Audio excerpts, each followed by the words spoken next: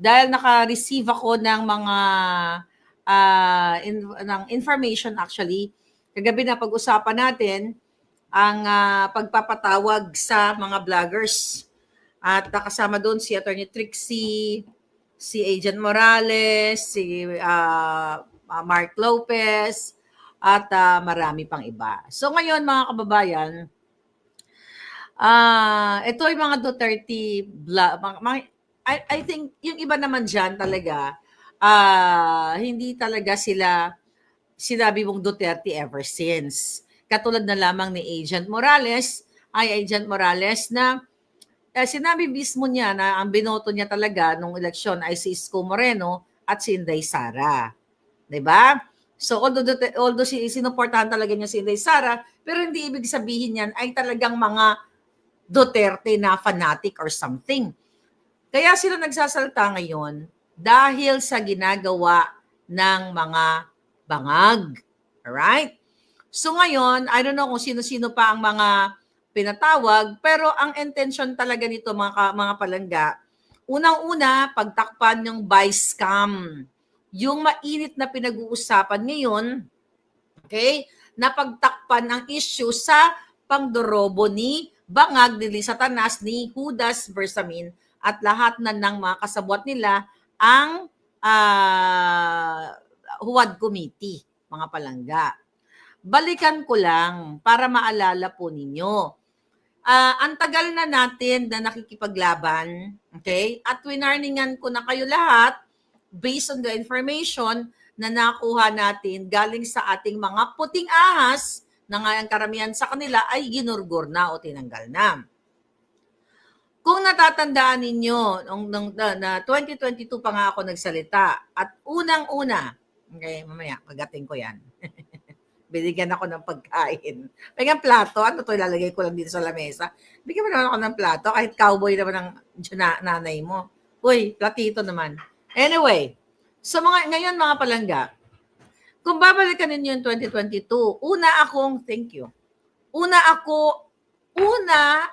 ako ang pinakaunang vlogger na gustong patahimikin. Ulitin po natin kaya naggumawa si Taberna, yung putang inang yan, yung buwaka ng inang yan, gumawa yan ng fake na address ko. Para takutin ako. Kung babalikan nyo yung kanyang interview, ang sinabi pa niya, makikipag-ugnayan sila sa Amerika para ipa-extradite ako. O ipapaano dyan sa Pilipinas, 'di ba? Papanagutin daw ng kasalanan ko na gawag na dahil lang sa pagsasalita ko laban sa gobyernong Bangag at dahil nga sa pagko-question ko kay Taberna sa kanyang sa kanyang pagkakasabwat kay Lisa Tanas. Kitang-kita nyo naman, ako po ang unang sinabihan ng ampon ni Lisa Tanas, okay? Ang kanyang bagman, ang sindikato, ang ampon niyang may na malapit na rin yakapin ni Tita Aida, 'di ba? Na sinasabi, ako ay tutumba. O may isang vlogger na tutumba. Then come November of 2023, nung sinabi ko sa inyo, ayon sa ating ng puting ahas na Oplan itutumba. Tingnan ko lang yung eksaktong dito, mga palangga. Okay. Ay, may mga pala. Okay, ano to? Ano sabi ni Bangag? Okay. Mamaya na natin babasahin yan. May mga puting ahas tayo nagsisend ako ano-ano. Okay, mga kababayan. Okay, balikan ko lang ito. Okay. Itutumba nila. Alright. Okay. Alright. Ngayon, itutumba nila, mga palangga, ang mga vloggers. Ano sa spelling nito? Okay. So kung naalala ninyo, ito nga ang sinasabi ko sa inyo mga kababayan, ang tungkol sa mga vloggers ito. Ayan. Oplan, eliminate the enemies. November 18. Okay, basahin ko uli para nagkakaintindihan tayo kung ano nangyayari. 'Diba? Miss Marlica, O-Plan, eliminate the enemies. Ipapatupad na ng Malacanang ang O-Plan, eliminate the enemies. Kung saan ang mga pangunahing layunin ay makontrol ang lahat ng sangay ng gobyerno at manatili sa pwesto ang pamilyang Bangag. Diba? 2028, Tambaloslos, Romualdez, 2028 to 2024, at Charis, 2034 to 2040. Ang eksena o ang sequence ng event na gagawin nila, ito eksakto itong binabasa ko po, galing ito sa, ayan, no? Nakita niyo ba ito? Wala naman na nakikita. Nakikita niyo yan? Ayan, binabasa ko yan, message yan, naka-save dito. Ang sequence, gibain si Vice President Inday Sara gamit ang confidential fund issue. Hindi ba nangyayari na ito ngayon? Yes, Palangga, don't worry. I know how to handle. Yeah. Shout out sa iyo, Palangga. All right. Ngayon, gibain si Inday Sara. Subalit, ano nga ba ang katotohanan? Meron bang pagkakamali si Inday Sara? Nag-request lamang si Inday sa Office of the President kung maaari siyang mabigyan ng pondo, gamitin bilang confidential fund at pumayag at nagbigay ng pahintulot si Bangag at nagbigay ng direktiba na hanapan ng pondo at bigyan daan ang request ni Sara. Malinaw ang source of funding ay ang Office of the President na siya rin ang nag-approve o request na maaari namang i-deny o disapprove kung mayroong batas na malalabag o kung ito ay unconstitutional. Si Sara lang ang ipinalalabas na meron naman ng paglabag sa batas, subalit ang katotohanan ay nagmula ang pahintulot at nagbigay ng pondo mula kay Bangag bilang Pangulo ay siya ring number 1 enforcer of all laws of the land. Ngayon, kung ito ay unconstitutional, si Bangag ang dapat managot at ma-impeach dahil siya ang nag-aproba at nagbigay ng pondo kay Sara. Sabi nga, ignorance of the law excuses no one from compliance therewith, not even when you are the president. Maliban na lamang kung na-set up si Inday Sara ni Bangag at pinainan ng kaso tulad ng inaakusa nga kay Inday Sara. At yan ay naganap lahat. Next, I'm reading the November 18 message from our puting ahas. Patahimikin si Tatay Digong. Gagamitin ni Bangag at Tambaloslos si Boying Rimulya. Bakit di pa sumunod yan doon sa Taga-Albay na mapunta sa impyerno? Nauna pa yung Taga-Albay, napunta sa impyerno. Diba? May he rest in hill. Sabi ko nga, Bisaya ako. Kaya punta dyan, magkanto ka na lang sa hill. Kasi yung mga nag-wish kay Pangulong Duterte mategi, mga naunang nategi. Tignan mo yan. Alright? Kasi pag wini-wish mo ang taong matsugi, pero gumawa ng tama para sa kanyang bayan, matagal yan. Pero kung mag-wish ka na mategi ang mga demonyo, mabilis yan. Ako, nag-wish ako na mategi, pumantay na ang paa ng mga inayupa. Sunod-sunod na yan. O, tugnan mo dyan. Anyway, balikan natin. Gagamitin ni Bangag at Tambaloslos si Bonjing Rimulya para gumulong ang request ng ICC na makapag-imbestiga sa umano ay genocide na naganap noong panahon ni PRRD. Di ba nangyayari lahat ito bunsod ng war on D? Sa pamamagitan nito, sila ay umaasa na tatahimik at magwawalang kibo na lang si Pangulong Duterte sa lahat ng korupsyon, anomalya at kalabisang ginagawa ng Marcos, Lisa at Tambaloslos administration. Bahagi ng kanilang playbook ni Ahas at Tambaloslos ay ang pagpalaya kay Dilima. O lumaya si Dilima. Wala pa ito nun, di pa nakalaya upang gamitin bilang taga-usig ni Digong katuwang si Trillanes na ngayon ay diretsong nakikipag-ugnayan kay Bangag sa Malacanang at gagawing advisor to the President or Special Envoy. So andyan lang palikod-likod si Trillanes, di ba? Hindi maaari, andyan siya sa likod, sa kipay ni Lisa, nakalibing ng bonggang-bongga, pero wala siyang formal appointment. Katulad ng ginawa kay Michael Ma na nag-aak as Special Envoy to China pero walang document na inilabas ang Bangag na administrasyon na inappoint siya bilang Special Envoy to China at siya ay nagpa-function paikot-ikot nung recently lang nandun sa airport. Okay, may nakakita sa kanya. Si kay Michael man, nakasama yung mga anak na bangag ni Lisa Tanas. Lahat sila bangag. Anyway, saan pumupunta yung smuggler na yan? Dahil yan ay pinangalanan namang smuggler dyan sa House of Representatives na kalaunan ay pinigil nga yung hearing dyan.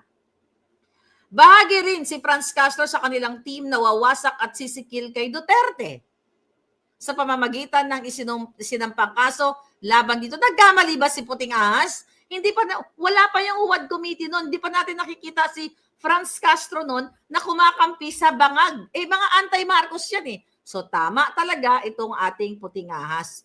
Okay. Ngayon, ito pa. Extradition ni Kibuloy. Ipapadismiss ni Bonjing Remulla ang kaso ni Kibuloy. Ayaw natin ano to. Anyway, andyan na. Kaso ang ginawa ay kinulong si Pastor at nakita nyo naman ang ginawa doon sa KOJC. Next, closure of SMNI. Di ba? Nangyari ito. Then, ano to? Saksi ngayon at Remati Tabloids. Nakahilera din ang kanilang pagpaplano kung paano ipasara ang dalawang maliliit na pahayagang ito dahil sila na lang ang matapang na nagbabalita ng lahat ng kabalbala ni Ahas at Tabalos. I don't know, buhay pa ba yung Saksi at Remate? Sinusubukan nilang sungkitin isa-isa ang mga manunulat nito sa pamamagitan ng pag-alok sa pagsulat at sumama sa ibang kontroladong pahayagan kapalit ang mas mataas na sahod. Papalabasin nilang na pirata ang mga kawani ng Saksi at Remate para naman dignified ang dating at hindi nabili o mukhang pera ang sasama. Hahanapan din ng kung ano-anong violation ng dalawang tabloid na ito sa BIR at iba pang magagamit na ahensya ng pamahalaan kung hindi tatahimik at magpapabayad. Okay. Ngayon, eto mga palangga, Maharlika at vloggers, malaking halaga ang nakalaan sa mga critical na vloggers para alukin at suhulan, tumahimik lang at tigilan ang paglalahad ng mga totoong kaganapan sa pamahalaan. Si Maharlika ang numero unang target ng mga aso ni Ahas at Tambaloslos. Hinahanap kung sino ang tamang linya papunta sa kanya o dili kaya magkano ang halaga kapalit kapalit ng pananahimik. Okay? Pananahimik. Tanggap at aminado sila bangag na siya ang number 1 media assassin at kung hindi makokontrol ay malaking sakit ng ulo at balakid sa kanila ang mga plano. Exactly. Talagang sakit pa indaas talaga ako ng mga hayop na yan. November 18 ito. Sinimulan na kong kasuhan January of 2024. So lahat ito, mga kababayan, ay naganap. Kasama din si Sas Rogando Sasot at ang iba pang mga vloggers dito na gustong tanggalin. Okay. Na ngayon, ang sunod dito, removal of Sara. Then si Romualdez ang magiging new VP. Sabi dito, through impeachment. Wala pa impeachment nila dito kay Inday. They will remove Sara through the help of the heavily corrupted House of Representatives, the full cooperation of the compromised and unprincipled Senate. When this happened, power is now absolute in the hands of one family and the Philippines and the Filipino people are doomed. Nagkamali ba dito si Puting Ahas, mga palangga? So the reason, mga kababayan, okay, na lahat kayo dyan na vloggers ay pinapatawag. Okay, pinapatawag kayo sa Huwad Committee diyan sa Kongreso para ikulong, para i-contempt ako. Ako ang pinakaunang sinampulan dyan para matahimik. So, ibig sabihin yan, mga kababayan, okay?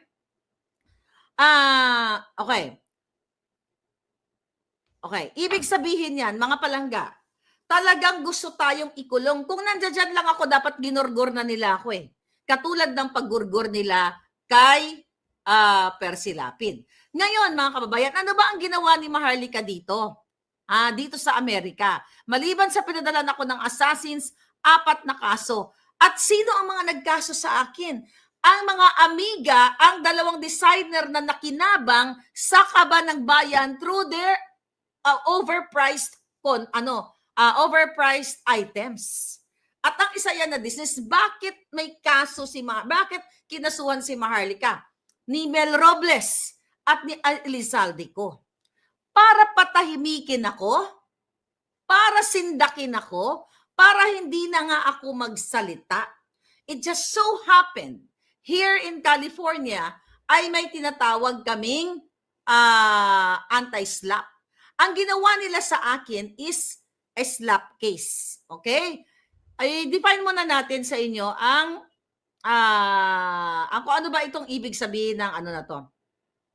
Ng ano tawag dito? Alright. Ito, tignan natin. Ang ginawa ng ito. Basahin ko lang to sa inyo.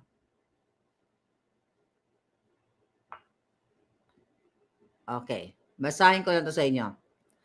Dito sa California, hinabol ako ng mga walang hiya at ginastos ang pera ng bayan. Hinabol ako kasi gusto nga akong patahimikin.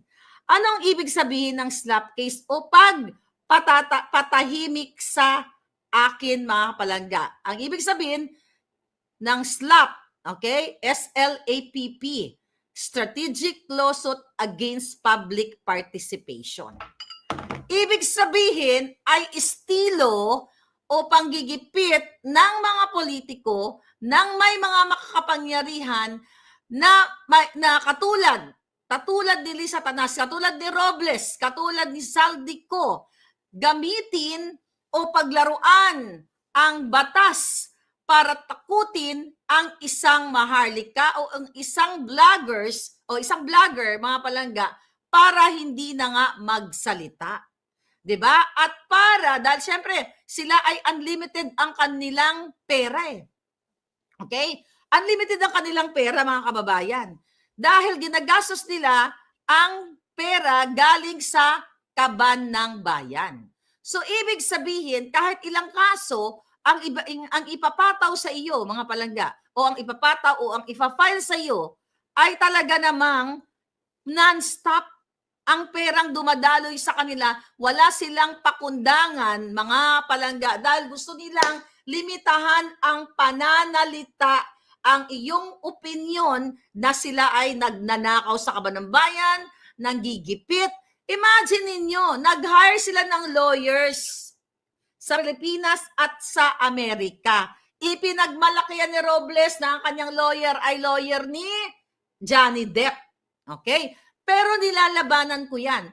Kasi ang purpose ng ng slap case na yan, mga palangga, para i-intimidate ang isang nagsasalita like me, like you, iharas, patahimikin, okay? Yan ang gusto nila mangyari. Para hindi na tayo magsalita, wala nang mag-aano sa kanila, wala nang mag-criticize. At itong slap case na ito na tinatawag dito sa California, ayok magkaroon ng ganyan sa sa Pilipinas, ito usually ay walang basihan. Kasi ang sinabi ni Robles, ang sinabi ng mga designer ng mga mambubudol, okay? Ito, katulad yung Quiñones. Ang sinasabi ni Quiñones na siya daw ay taint o nasira ang kanyang reputasyon. Siya ay nagkaroon ng mental emotion and everything na apektuhan. Kaya nagki-claim sila ng $2 million. Okay? Si Bacudio nag-claim din ng $2 million. At alam ko, yung Bacudio case, tinawagan ni Bacudio ang kanyang mga kaibigan sa showbiz, sa politika na, tinutusan ako ni Lisa Tanas na failan ng case si Maharlika at sagot ni Lisa Marcos ang abogado sa Pilipinas man o sa Amerika. Yan ang ginawa. Ganon din si Quiñones. Si Quiñones, mga palangga, yung Poy Quiñones na yan, kilala sa industriyang mandorobo. At yan mismo, mayroong artikel na mandorobo. Si Robles, hindi niyo ba kilala na nagpanalo ng 433 winners sa loto, maya-maya may nanalo sa loto. So etong slap case, para kumbaga ako ang pag ano ko diyan, ang pagbigay ko ng definition, gusto kang sampalin para tumahimikin from the word slap, slap, sampal, di ba? So ganun ang gusto nila, para kung tumahimik ako, nung kinasuhan ako unang ni Bacudio, yun yung unang sinampulan ako pinakalat ng kanilang mga ensimada vloggers, nako, nagtago na si Maharlika sa Mexico. Nako, ibenta mo na lahat ang mga ari-arian mo, katulad ni Eric Sylvester, di ba? Ganyan din sabi, ibenta ko din mga ari-arian ko. Dahil magbabayad ako ng $2 million. $2 million din ang hinihingi ni Quiñones. Tapos si Robles, wala silang minention. Mukhang hindi umuubra yung kanilang $1 million, $2 million, si Saldico wala din. So ano ang nangyari sa Bacudio case? Ang nangyari dyan, mga palangga, ay na-dismiss. Dismissed with prejudice. Ibig sabihin, hindi nila ako nasinda, kaya yung bunganga ko umaabot apari hanggang Amerika, hanggang apari at hulo. Buong mundo nakakaabot kasi hindi ako nagpatinag sa kanila. Hindi ako nagpasindak. Ito ngayon ang ginagawa sa mga vloggers, kaya ipapatawag dyan sa February 4. Diba? It's just so happy na dito sa Amerika, mga kababayan, ay may ganitong klaseng pangkontra, which is yung anti-slap motion. Yun yung ginagawa namin ng aking mga abogado na sinasabi ng aking mga abogado na si Maharlika ay nag-express lamang ng kanyang opinion, ng kanyang emosyon, ng kanyang gigil o galit sa ginagawa ng mga politikong tawatan. At ang sinasabi ni Maharlika Boljaquera laban sa mga politicians, laban sa mga designer, ay karapatan niya at ito'y public interest dahil nakasalalay ang pera ng bayan, nakasalalay ang taxpayers' money na ginagastos sa mga lawsuit. So ito'y paninindak sa akin, mga kababayan. At ito ay part ng pagnanakaw nila sa kaban ng bayan dahil ang mga ginastos nila sa kanilang mga abogado ay galing sa pera ng bayan. Dahil mismo ang isang designer, may mga tinawagan, kahit dun sa mga circle niya, ang daming nakarinig. Akala nila hindi ko alam na susuportahan ako, babayaran ni Lam ang abogado ko. Dating mga uhugin yang mga yan. Dating mga walang nilalamon. Then they can afford to pay. Law firm sa Pilipinas, law firm sa Amerika. So yan ngayon ang ginagawa o gagawin nila, ginagawa na nga, para patahimikin ang mga vloggers. Hindi lang vloggers, pati mga pulis. Katulad ni Colonel Grijaldo na hanggang ngayon ikinulong nila, tinransfer nila sa Station 6 sa Quezon City para matakot ang iba pang mga pulis na magsalita kapag sila ay pinatawag dyan sa huwad gumiti na yan. Kunyari sila ay may na-witness talagang katotohanan na ginawa na mga tiwaling kaalyado, di ba gusto nila mag-send ng chilling effect para manginginig kayo sa takot na wag nang magsasalita. Kahit ikaw ay pulis na matapang, matatakot ka kasi iko-contempt. But kudos, thank you. I'm very proud of you, Colonel Grijaldo. And I hope po sa mga kamag-anak ni Colonel Grijaldo, naririnig ninyo ako. I need your bank account. Yung kaibigan ko nag-message sa akin na she's willing to help. But anyway, we will help you. Ngayon, mga palangga, so yun yung purpose nila. Para patahimikin tayong lahat at hindi na makialam sa mga diskurso sa pang-usaping gobyerno, sa usaping pangawat nila. Diba? Galit na galit ang mga buwaka ng inatong si Hubadero Dan Fernandez kasi daw kahit sino na lang daw minumura. Ulitin ko, hindi po libelous ang pagmumura. Yan ay pagbibigay ng iyong frustration, yung galit mo dahil ninanakaw nila ang pera ng bayan. Binibili ng Rolex, pinangtatravel nila, binibili ng bahay, lahat na paulit-ulit na lang natin sinasabi yan kasi gusto nila tayong patahimikin, isuppress nila ang ating kalayaang magpahayag bilang isang tao, dahil sa nakikita natin ang kanilang ginagawang kawalanghiyaan. Ngayon, kaya yung case namin, ang case ko dito, mga palangga, so ito yung, bago pa kumbaga dumating sa korte, dahil ito ay panggigipit lang nila, para nga naman, yun na nga, hindi ka magsalita, tapos i-drain ka, siyempre gagastos ka ng pera gagastos ka ng pera to answer them, pero ako, mga palangga, hindi ko sila hinahayaang magwagi sila. Kaya nilalabanan ko. Kaya nag-file kami, lahat ng cases na yun is anti-SLAPP motion para i-dismiss ang mga baseless na mga akusasyon nila sa akin na sinisira ko daw sila. Hindi mo kailangan sirain ang mga taong sira na. Hindi mo kailangan sirain ang taong magnanakaw na, broad daylight nagnanakaw. So ang sinasabi ko dito, ang depensa namin ng mga lawyer ko, mga kababayan, na ang ginagawa ni Maharlika Buljakera ay pabor sa Filipino-Americans at sa lahat ng mga tao o na nakikinig sa akin, or lalo na siyempre ang mga Pilipino ang makikinabang sa aking bunganga dahil isinasaad ko sa inyo. Ini-inform ko kayo na ang gobyerno ni Bangag ay mapang-api. Kaya inaapila namin sa korte, nag-file nga kami ng motion para itigil na ang kanilang panggigipit. At sinasabi ng aking mga abogado na ang burden of proof ay nasa mga sindikato. Na maipakita nila na talaga bang ako ay sinira sila. Kasi ang kanilang defense, ang kanilang palangga, akusasyon sa akin, sinira ko yung kanilang mga pangalan. Katulad ni Robles, dinamay ko daw yung kanyang asawa na private naman. Ang depensa namin dyan, okay? Ang depensa halos sa lahat ng mga kaso, nakinabang. Ang mga asawa, mga anak. So kung sinabi kong lumalamon kayo sa kaba ng bayan, ibig sabihin produkto yan ng pagiging general manager niya, ng pagiging congressman ni Saldico. Lahat ay nakinabang sa mga ninakaw ng mga putang inang mga politikong ito. Yan ang depensa namin at nilalabanan ko yung mga jutang ginemes na ito.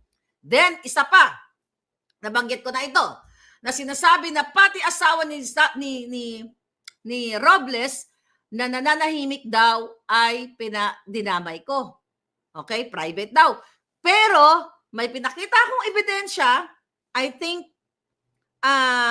Araw ng Kalayaan, June of 2023, na nagbidabidahan, nag-ipal-ipal ang asawa ni Robles gamit ang opisina ng PCSO at nagbigay-bigay ng speech. I don't know kung marunong mag-speech. Bobo yun Boba ang putang ina. Nakausap ko yun sa inauguration. Wala naman laman ng utak. Boba di ba? So anyway, ano kaya ang dineliver niya doon at nagbigay-bigay ng mga pagkapagkain kunyari? Hindi naman siya general manager, yung asawa niya. So ginamit niya ang opisina ng gobyerno para magbida-bidahan, magpa-cute-cute at sabihin, tapos sasabihin nila private.